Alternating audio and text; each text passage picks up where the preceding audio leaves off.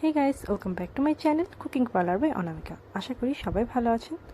Guys, আমের season তো চলে এসেছে, আর এই সিজনে কম বেশি সবাই কাঁচা আমের ভর্তাটা খেয়ে থাকেন। এক একজন এক একভাবে করে থাকেন। আমার বাড়িতেও অনেকভাবেই আমের ভর্তা তৈরি করা হয়ে থাকে।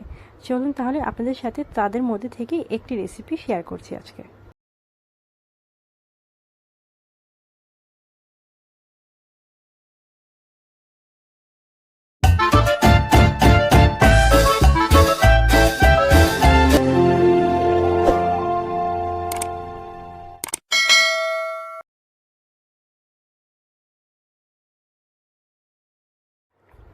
প্রথমে এখানে আমগুলোকে খোসা ছাড়িয়ে নেওয়া হচ্ছে।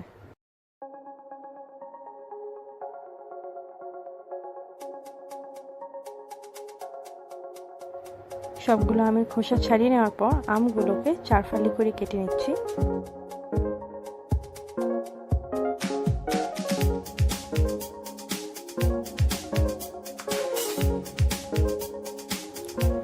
এবার কেটে রাখা আমগুলোকে ভালোভাবে ধুয়ে নিচ্ছি।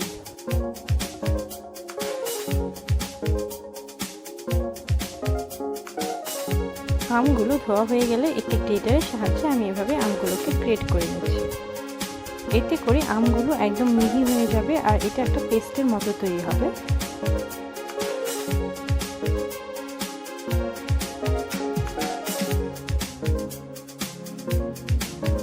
এবার এর মধ্যে দিয়ে দিচ্ছি কিছু কাঁচামরিচ। কাঁচামরিচটা নিজেদের টেস্ট অনুযায়ী অ্যাডজাস্ট করে নিতে হবে।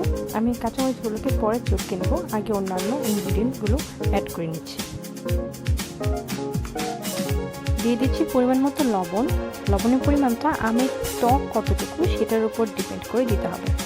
এরপর আমি এর মধ্যে 1.5 টেবিল চামচ পরিমাণ চিনি অ্যাড করে দিচ্ছি, আর 1 টেবিল চামচ পরিমাণ কাসুন্দি দিচ্ছি।